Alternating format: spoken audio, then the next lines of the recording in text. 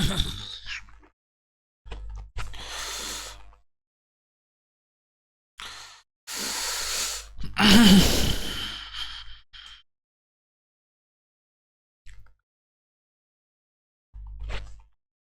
हिंद बच्चों, welcome to Bhabha mathematics centre. बच्चों, जैसा कि आज आप मेरे साथ जुड़े हो, तो आज का जो आपके लिए मैं लेक्चर तैयार किया हुआ हूँ वो बीएससी कोर्स से रिलेटेड है। बीएससी सेमेस्टर 3 जो अपने यहाँ नया कोर्स चल रहा है सीबीसीएस सिस्टम के आधार पर बिहार के किसी भी यूनिवर्सिटी से आप हो तो आपको ये काम देगा।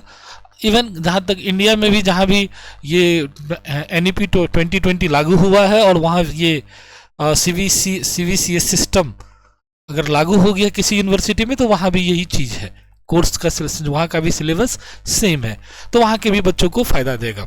बाकी जगह का डिफरेंट सिलेबस है, तो ये चीज़ मिलेगा लेकिन दूसरे सेमेस्टर में मिलेगा, सेम प्लेस पर नहीं मिलेगा। लेकिन आपको यहाँ ये जो हम शुरू करने वाले जो पढ़ाने जा रहे हैं वो सेमेस्टर 3 बीएससी सेमेस्टर 3, जो लोग बीएससी सेमेस्टर 3 मैथ्स ऑनर्स के हो, मेजर या माइनर, सभी को काम देगा। ये माइनर वाले के लिए भी फायदेमंद है, दोनों के कोर्स में ये चीज़ है, तो वो उसी का ये एक टॉपिक है।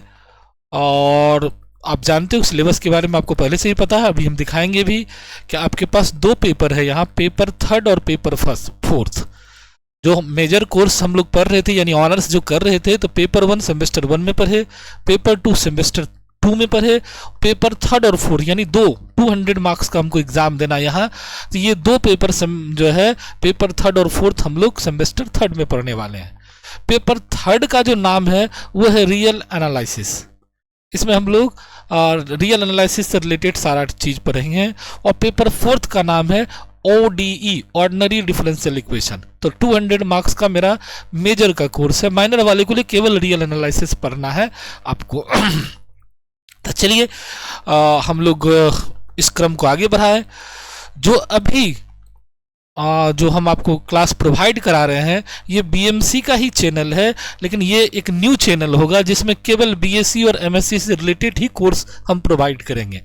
होता क्या था कि एक जगह जो बीएमसी का मेरा मेन चैनल था उसमें क्या है कि सारा चीज़ खिचड़ी हो जाता था, तो बच्चों को पढ़ने में दिक्कत आती थी। तो मैंने रियलाइज़ किया कि क्यों ना हम उसको सेपरेट कर दे, भले सब्सक्राइबर अभी कम है, धीरे धीरे लोग बढ़ेंगे। जब एक बार शुरू हो जाएगा तो कारवा चलते जाएगा और फिर लोग जुड़ते जाएंगे, तो इसलिए परेशानी वाली बात नहीं। लेकिन जो लोग बीएससी के बच्चे हैं वही इस चैनल को सब्सक्राइब करेंगे, जिसका मैथ मेजर या माइनर के तौर पर होगा, या एमएससी के बच्चे हैं उनको भी फायदा करेगा कि एमएससी से रिलेटेड भी कोर्स इस पर हम यूट्यूब पे प्रोवाइड करेंगे। और फिर उसका ऑनलाइन या लाइव क्लास जो होगा वो अलग है, लेकिन यूट्यूब पर आपको फ्री में बहुत सारा टॉपिक पढ़ने को मौका मिल जाएगा जो आपके कोर्स में है, उसी के अकॉर्डिंग पढ़ाएंगे। फिलहाल जो आज हम पढ़ाने वाले हैं वो है सेमेस्टर 3। जो लोग सेमेस्टर 3 में है उनके लिए ये कोर्स है। इससे पहले भी एक बार वो कॉमन जो मेरा चैनल था उस पर हम थोड़ा बहुत डाले थे, लेकिन अब सिस्टमेटिक वे में यहाँ मिलेगा आपको, और केवल बीएससी का ही चैनल होगा, तो आपको पढ़ने में कोई ज़्यादा दिक्कत, बीएससी और एमएससी का होगा तो वो काम का ही चीज़ आपके लिए होगा और फालतू चीज़ आपको नहीं रहेगा। ठीक है, तो चलिए तो अब हम लोग आ जाते हैं अपना टू द पॉइंट पर, कोर्स पर जो हम लोग को पढ़ना है या बात करनी है, तो उस पॉइंट और कोर्स पर हम लोग आपके बीच आ रहे हैं। तो सबसे पहले देख लीजिए, आपके स्क्रीन पे दिख रहा होगा मेरा फर्स्ट स्लाइड जो है real analysis paper 3 unit 3 sequences, यानी ये रियल एनालिसिस का टॉपिक है, पेपर 3 है, और यूनिट भी संजोग से हमने 3 को चुना है। ऐसे 1 से ही हम शुरू करने वाले थे, लेकिन किसी कारण बस मेरे पास जो कंटेंट था तो 3 का तैयार हुआ, तो पहले सोचे 3 ही आपको पढ़ा दिया जाए, 1, 2 और 4 भी आपको पढ़ाया जाएगा। पूरा चीज़ धीरे धीरे करके जैसे जैसे मौका मिलेगा आपको यूट्यूब पे प्रोवाइड कर दिया जाएगा। और कोर्स ज्वाइन करने के लिए फिर आपको लाइव क्लास में ज्वाइन करना पड़ेगा, ऐप पर आना पड़ेगा आपको। तो चलिए एक बार पुनः वेलकम है बीएमसी, ये मेरा लोगो है। आप अगर ऑनलाइन क्लास में जुड़ना चाहोगे या मेरा ऐप इंस्टॉल करना चाहो तो यही लोगो आपको दिखेगा, BMC का यही लोगो है, वहाँ से आप डाउनलोड करके ऐप को अपने मोबाइल पे रख सकते हो और जब चाहो जो कोर्स आप करना चाहो उसके लिए मैसेज छोड़ सकते हो, तो फिर आपको उस कोर्स में एंट्री मिल जाएगी और कुछ दिन क्लास करने के बाद जो आपको जो फी का डिमांड का जो नॉमिनल फी वो जमा करेंगे तो पूरा कोर्स आप देख सकते हो इसमें। चलिए नेक्स्ट आते हैं हम लोग। BSc semester 3 paper 3 real analysis all university of Bihar. ये बिहार के सभी यूनिवर्सिटी के बच्चों के लिए, बिहार के जितने भी यूनिवर्सिटियां सभी में ये चालू है। और ये मेरा स्क्रीन पे आपको नंबर दिख रहा होगा 9097371598। इस पर आप कांटेक्ट करके इससे रिलेटेड डिटेल जानकारी ले सकते हो। जैसे बहुत लोगों को होता है ना कि हमें समझ में नहीं आ रहा सर कैसे पढ़ें या कोर्स में क्या क्या है, तो ये सारा चीज़ मिल सकता है। या हम आपसे पढ़ना चाहते हैं ऑफलाइन तो इसकी भी जानकारी यहाँ से मिल जाएगी, या ऑनलाइन पढ़ना चाहते तो वो भी आप जानकारी प्राप्त कर सकते हो। ये बैच जो शुरू हुआ है आपको थर्ड सेमेस्टर का न्यू बैच, वो 17 जनवरी से शुरू हुआ था 5 से 6 PM में, और वो मोबाइल नंबर है, वो लोकेशन है, ये ऑफलाइन क्लास का से रिलेटेड ऐड है आपको। ये रहा आपका टॉपिक, क्योंकि आपको बिना बाउंड्री बांधे आपको टू द पॉइंट हम लाना चाह रहे थे, तो ये आपका टॉपिक है पेपर थर्ड सेमेस्टर थर्ड और गाइडेड बाय डॉक्टर के चौधरी। 15 ईयर्स टीचिंग एक्सपीरियंस, मेरे पास 15 ईयर्स का टीचिंग एक्सपीरियंस है। और ये रहा आपका सिलेबस कि रियल एनालिसिस में आपको पढ़ना क्या क्या है, वो सिलेबस है इसमें मेंशन है।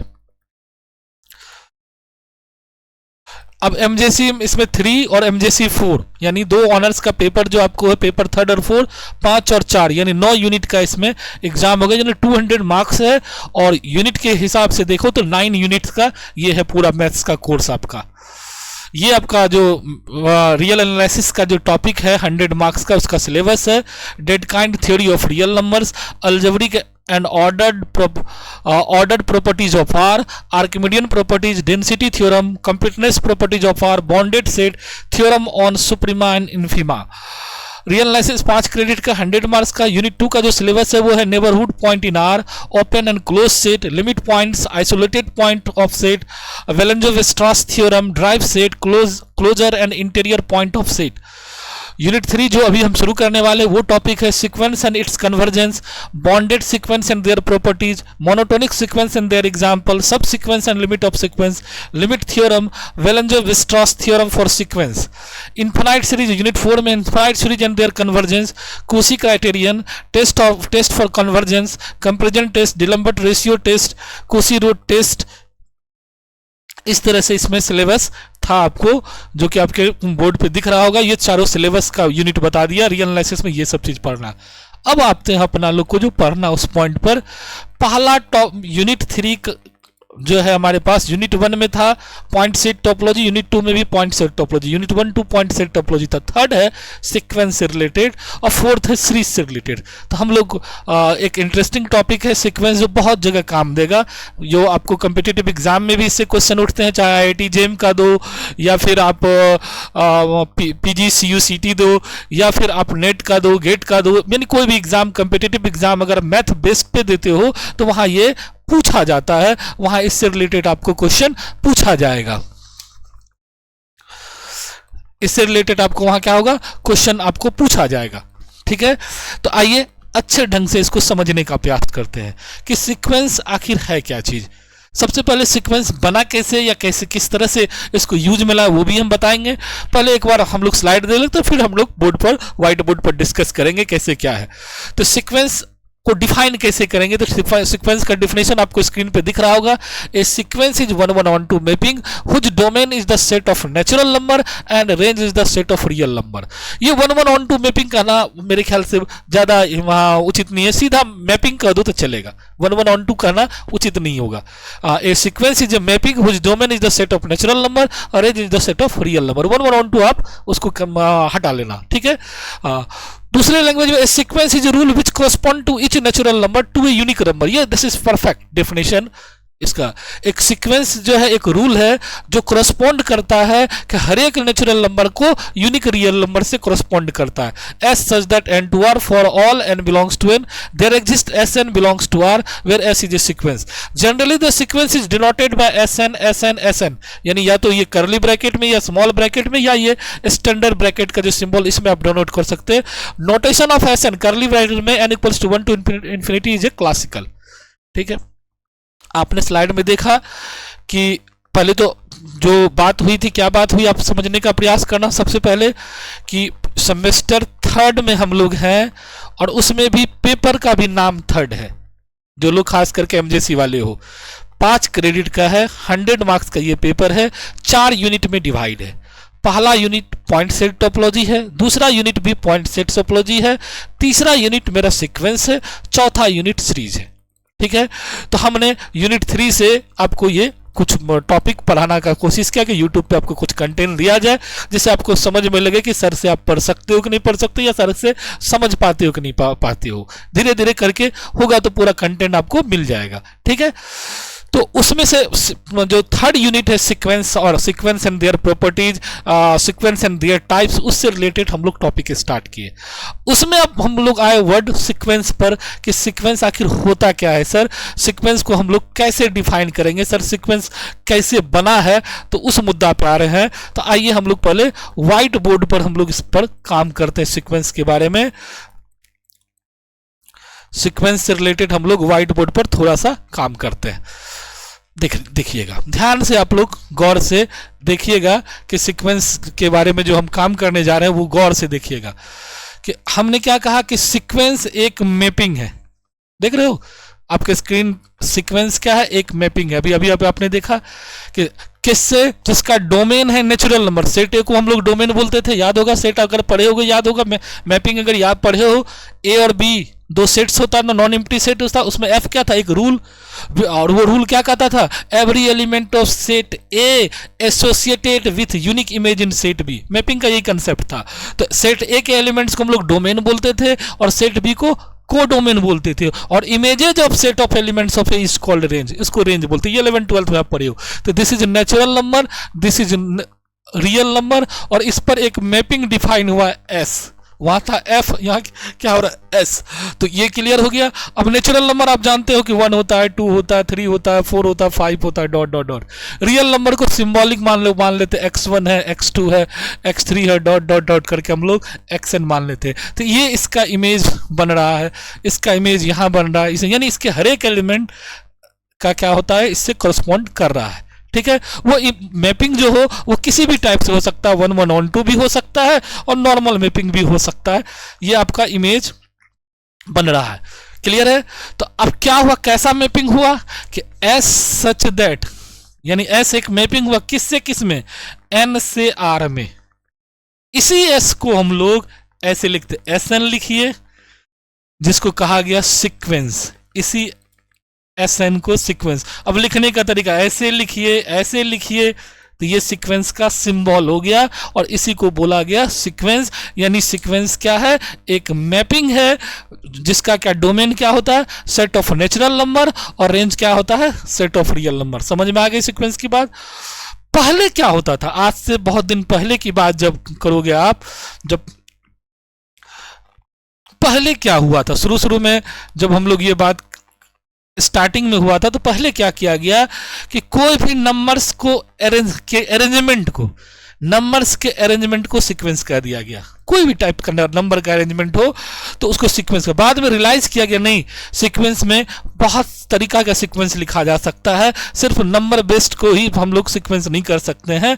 तब ये रियलाइज करके ये निष्कर्ष में निकला कि नहीं, सीक्वेंस एक मैपिंग है जिसके हर एक एलिमेंट के लिए, अगर वो सीक्वेंस क्या मैपिंग है, उसमें क्या है कि उसका डोमेन नेचुरल नंबर है और रेंज रियल नंबर है। यानी उसके अगर कोई सीक्वेंस लिखा गया एस एन फॉर्म में, तो एन की जो वैल्यू हम लोग लेंगे 1 2 3 4, और उसके लिए रियल नंबर का जो भी रिजल्ट आएगा वो रियल नंबर के फॉर्म में आएगा। तो ऐसे अरेंजमेंट को नंबर्स का या ऐसे फंक्शन का अरेंजमेंट को हम लोग सीक्वेंस कहेंगे। अब तो ये समझ में आ गया कि सीक्वेंस को हम लोग एस एन से डिनोट करते हैं। क्यों करते हैं, क्योंकि एस मैपिंग है और एन कहाँ से है, तो natural number to real number. Natural number उसका डोमेन है और रियल नंबर क्या है, उसका रेंज है। सीक्वेंस का फंक्शन आप पढ़े हो, डोमेन रेंज जानते हो, तो उसी आधार पर ये हुआ है। ठीक है, सिंबल समझ में आ गया। अब ये कोई जरूरी नहीं है कि हम हमेशा एस एन ए से डिनोट करें, ऐसा कोई जरूरी नहीं है। आप इंग्लिश अल्फाबेट का 26 लेटर में से सभी लेटर को यूज कर सकते हो। खाली याद रखना, इसमें नीचे की तरफ हम लोग एन को लिख देंगे तो उससे पता चल जाएगा ये सीक्वेंस का फॉर्म है। क्लियर हो गया। सीक्वेंस को तीन तरह के ब्रैकेट में लिख सकते थे, एक कर्ली ब्रैकेट, छोटी ब्रैकेट, और एक स्टैंडर्ड ब्रैकेट जो हम लोग यूज किया उस फॉर्म में लिख सकते हैं। सीक्वेंस को S n equals to 1 to infinity जो लिखते हैं ये उसका क्लासिकल सिंबल होता है। अभी तक क्लियर हो गया। चलिए आगे बढ़ते हैं थोड़ा सा हम लोग। अब हम अपना स्लाइड को आगे बढ़ाते हैं। आपको एग्जाम्पल ऑफ सीक्वेंस देख रहे हैं बोर्ड पे, आपको दिख रहा है example of sequence. S n equals to 1/n है और n क्या, n हमेशा क्या होगा ये याद रखिएगा। क्या आपको बताए थे सीक्वेंस जो हम लोग पढ़ रहे हैं सीक्वेंस, उसका डोमेन हमेशा नेचुरल नंबर होता है। एस एन में n क्या है, नेचुरल नंबर है। अब n की वैल्यू रखते जाओ। S n equals to define करके इसने दे दिया 1/n, n belongs to sequence of rational number. अब n की वैल्यू रखते जाओ, पुट करते जाओ, निकलते जाएगा। देखो 1/n का वैल्यू क्या होगा, 1 होगा। n का वैल्यू अगर 1 रखे तो 1/1 1, 2 रखे तो 1/2 1/3, इस तरह से यानी p/q के फॉर्म में ये नंबर आना शुरू कर देगा। नेचुरल नंबर में जीरो आएगा नहीं, तो ये कौन सा फॉर्म में आ रहा है, p/q। इसलिए इस सीक्वेंस को सीक्वेंस ऑफ रेशनल नंबर कहते हैं। सीक्वेंस ऑफ इंटीजर्स होता है, सीक्वेंस ऑफ रियल नंबर होता है। यानी सीक्वेंस में कई तरह से वेराइटी हम लोग बदल सकते हैं। एग्जाम्पल देख के, जैसे Sn equals to only n, n belongs to, ये क्या है, सीक्वेंस ऑफ नेचुरल नंबर है। इसी में 2n लगा देते तो सीक्वेंस ऑफ इवन नंबर है। यानी जैसे आप नंबर सिस्टम पढ़े हो ना, सिर्फ उसका फॉर्मेट देखो कि किस फॉर्म में जा रहा है, उस आधार पर उस नंबर में सीक्वेंस लगा दो, हो गया। क्योंकि ये एक डिफिनिट रूल को फॉलो करता है। तो एग्जाम्पल भी अब आपको धीरे धीरे समझ में मेरे ख्याल से आ रहा होगा। आइए आगे बढ़ते। Range set of sequence, the set of all distinct element of sequence is called range set of the given sequence.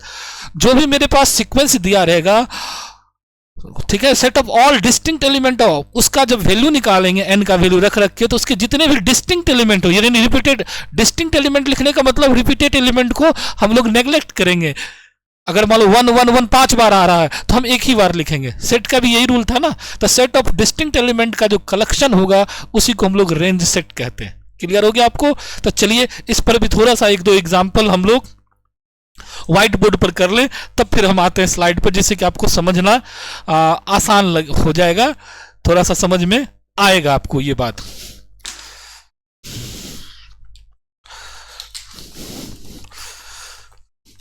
जरा ध्यान दीजिएगा, जो हम बता रहे हैं आपको ध्यान दीजिए। सीक्वेंस तो लिखना सीख गए।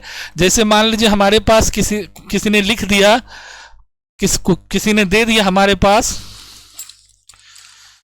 क्या, किसी ने हमको दे दिया क्या कि आपको कि Sn इक्वल्स टू n/n+1, और फिर आप जानिए रहे हो कि n हमेशा क्या होता है, नेचुरल नंबर होता है। मान लीजिए सीक्वेंस दे दिया, तो इसके टर्म को कैसे लिखोगे, तो n का वैल्यू पुट करते जाओ। n का वैल्यू रखो 1 तो 1, और 1 + 1 तो 1/2। n का वैल्यू रखो 2 तो 2 + 1 3, 2/3। n का वैल्यू रखो 3 तो 3/4, फिर क्या 4/5, फिर क्या 5/6, सो ऑन। ये सारा का सारा क्या है, डिस्टिंक्ट एलिमेंट है। तो इसी को बोलते हैं रेंज सेट।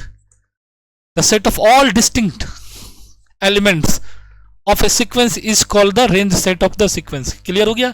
तुम कहोगे सर आप बोल रहे हैं कि डिस्टिंक्ट एलिमेंट, ये तो सारा डिस्टिंक्ट है, क्या ऐसा भी हो सकता है कि डिस्टिंक्ट ना हो? बिल्कुल हो सकता है। जैसे मान लो किसी ने लिख दिया, एक सीक्वेंस लिख रहे थे हम an, ऐसे ही ले लिए, और इसमें लिख दिया ऐसे 1 पर पावर n, सपोज करो 1 पर पावर n, ऐसा सीक्वेंस लिखा है। अब कुछ भी डालो तो क्या आएगा, 1 आएगा, 1 आएगा, 1 आएगा, 1 आएगा, 1 आएगा, यानी सो ऑन चलते जाएगा। तो इसका रेंज सेट क्या होगा, इसका रेंज सेट जो होगा वो केवल 1 होगा। इसका रेंज सेट क्या होगा, केवल 1 होगा। तो सीक्वेंस इस तरह से रिपीटेड भी सीक्वेंस के अंदर टर्म हो सकता है। आप पढ़े हो, पढ़ाएंगे हम भी आगे आपको, कि मान लो Sn एक सीक्वेंस है और इसके अंदर क्या -1 पर power n, n belongs to n, oscillating sequence हम इसको बोलते हैं। अब इसको तोड़ोगे तो क्या आएगा, -1 पर पावर 2 तो +1, -1 पर पावर 3 तो -1, -1 पर पावर 4 तो +1, -1 +1 -1 +1, सो ऑन। ये ऑसिलेट कर रहा है। तो इस सीक्वेंस को हम लोग कैसे लिखेंगे, इसका रेंज सेट, तो इसका रेंज सेट हो जाएगा -1 +1। अब आपको समझ में आ गई होगी बात, मेरा जो हम कहना क्या चाहते हैं, आपको समझाना क्या चाहते हैं, आप लोग समझ गए होंगे मेरी बात को। क्या मेरे ख्याल से आपको अब समझ में आ गया होगा कि ये हुआ रेंज सेट, इसको बोलते हैं हम लोग, कैसे बोलते हैं, तो क्लियर हो गया होगा। आते हैं हम लोग मेन पॉइंट पे। चलिए, तो range set of sequence clear हो गया आपका। रेंज सेट ऑफ सीक्वेंस आपने देख लिया। ठीक। नेक्स्ट आता है, इसी में एक वर्ड आता है कि सीक्वेंस जो है वो रेकरेंस रिलेशन को फुलफिल करता है। रेकरेंस रिलेशन क्या है कि x n equals to x n minus one plus x n minus two for all is n, for n is greater than equals to two, x naught और x one equals to one, the sequence S is generated is known as the sequence is Fibonacci sequence, और this relation is called recurrence relation. यानी x n को दो अलग term में लिख दिया गया, एक्सएन माइनस टू, और एन का वैल्यू 2 से शुरू किया गया है, ग्रेटर देन 2 से शुरू किया गया, एक्स नॉट और एक्स वन का वैल्यू दिया गया है। तब कहता जो सीक्वेंस जनरेट होगा, जो नया सीक्वेंस क्रिएट होगा, ऐसे सीक्वेंस को हम लोग फिबोनाची सीक्वेंस कहते हैं। और इस रिलेशन को, क्योंकि इस रिलेशन से, दो रिलेशन से एक नया सीक्वेंस क्रिएट हो रहा, तो इस रिलेशन को हम लोग रेकरेंस रिलेशन कहते हैं। क्लियर। नेक्स्ट आते हैं हम लोग बात पर। ये कुछ इंपॉर्टेंट ये टर्म्स है लिमिट का, इसका अभी हमको जरूरत नहीं है, जब जरूरत पड़ेगा तब। अब कोई भी सीक्वेंस फाइनाइट या इनफाइनाइट कब होता है? किसी भी सीक्वेंस को हम लोग फाइनाइट कब कहेंगे और इनफाइनाइट कहेंगे, कि कब कहेंगे कोई सीक्वेंस मेरा फाइनाइट कब होगा और इनफाइनाइट कब होगा? तो अगर रेंज सेट उसका फाइनाइट हो जाए, a sequence it has a finite number of elements, किसी सीक्वेंस के पास अगर फाइनाइट नंबर ऑफ एलिमेंट्स हो, that means range set is finite, that is called finite sequence. Range set is infinite, that is called infinite sequence. There are in general sense there are mainly two types of sequence. One is finite sequence, another is infinite sequence. Finite sequence में number of terms या number of elements of the sequence जो होगा वो finite होगा, और infinite sequence में क्या होगा, वो infinity तक चला जाएगा, इसलिए उसको infinite sequence बोलते हैं। क्लियर। देख लो कैसे डिनोट करेंगे फाइनाइट सीक्वेंस। तो x1 x2 x3 xn is a finite sequence when n is finite number, और a sequence is said to be infinite, it has the infinite number of elements. उसमें xn के बाद भी dot dot मारेंगे तो वो infinite sequence होगा। जैसे 1 से लेकर n तक गए, यही ब्लॉक कर दिए, तो ये फाइनाइट सीक्वेंस होगा। n के बाद भी बढ़ते चले गए, n+1 n+2 so on infinity तक, तो ऐसा सीक्वेंस को हम लोग क्या बोलेंगे, इनफाइनाइट सीक्वेंस। तो ध्यान रहेगा फाइनाइट और इनफाइनाइट जो है दो तरह के सीक्वेंस भी होते हैं। नेक्स्ट हम लोग आते हैं टाइप्स ऑफ सीक्वेंस की बात। अब हम लोग करेंगे कि सर अभी तक आप क्या क्या सब सीख लिए हमसे, कि अभी तक आपने सीखा कि रेंज सेट ऑफ सीक्वेंस क्या है, सीक्वेंस का डेफिनेशन सीख गए। अब हम लोग आ रहे हैं टाइप्स ऑफ सीक्वेंस पे। टाइप्स ऑफ सीक्वेंस आपको स्क्रीन पे बोर्ड पे दिख रहा होगा, सभी लोग देख रहे होंगे टाइप्स ऑफ सीक्वेंस को। बोर्ड पे देखिए अच्छे से, देख लीजिए आप लोग। पहले टाइप्स ऑफ सीक्वेंस के बारे में आप गौर से पहले टाइप्स ऑफ सीक्वेंस को देखिए कितने तरफ से। ये कोई मतलब बुक में ये लिखा नहीं है कि सीक्वेंस इतने टाइप के होते हैं। इन जनरल सेंस में हम लोग सीक्वेंस को इस तरह से बांट दिए हैं, ठीक है। इन जनरल सेंस में कि सीक्वेंस को हमने क्या किया, 5 पार्ट में डिवाइड कर दिया, 5 टाइप्स में बांट दिया है।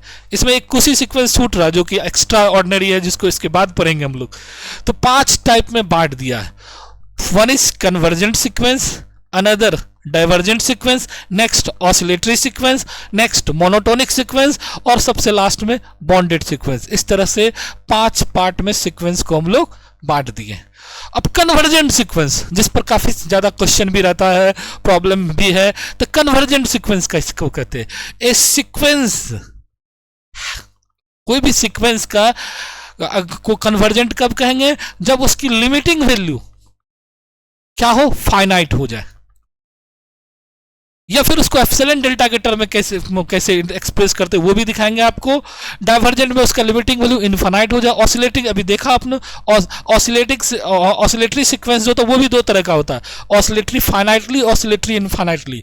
ऑसिलेट जो करता है तो फाइनाइट भी होता है और इनफाइनाइट भी होता है। मोनोटोनिक भी 2 तरह का, monotonic increasing, monotonic decreasing. Bonded भी 2 तरह का, एक क्या होगा लोअर बॉन्ड, एक अपर बॉन्ड। लोअर बॉन्ड से फिर क्या निकलेगा, LUB list, GLB greatest lower bond, और फिर अपर बॉन्ड से LUB लिस्ट अपर बॉन्ड, यानी इन्फिमम और सुप्रीमम की चर्चा होगी वहां। तो ये सारा चीज को एक एक करके हमको सीखना है और आगे बढ़ना है। तो चलिए इससे आगे हम लोग एक स्टेप और बढ़ते हैं आज। ओ, उससे पहले एक सूचना है आपके लिए कि सेमेस्टर थर्ड का जो न्यू बैच है अभी 27 जनवरी से शुरू हुआ है। खास करके जो लोग TMBU भागलपुर यूनिवर्सिटी में हो तो वो ज्वाइन कर सकते हैं। टाइमिंग है 5 से 6 PM। ऑफलाइन क्लास है ये ऑनलाइन क्लास में नहीं है, ऑफलाइन क्लास है। तो जो लोग भागलपुर के इर्द गिर्द रहते हैं और आपको लगता है कि आप सर से पढ़ सकते हैं तो आप ऑफलाइन जुड़ सकते हैं मेरा क्लास में। और वहाँ भी ऑफलाइन में संजोग से यही चीज़ हम पढ़ा रहे हैं, सीक्वेंस ही पढ़ा रहे हैं। थोड़ा सा आगे बढ़ा तो आप उस जो है वहाँ से क्लास को पिकअप कर सकते हैं, न्यू टॉपिक से ही स्टार्ट किए हैं। ठीक है, नंबर आप ये 9097371598 को ले लेना। और ये सेंटर जो है SM कॉलेज रोड में, तो वहाँ से आप जो है पता कर सकते हैं।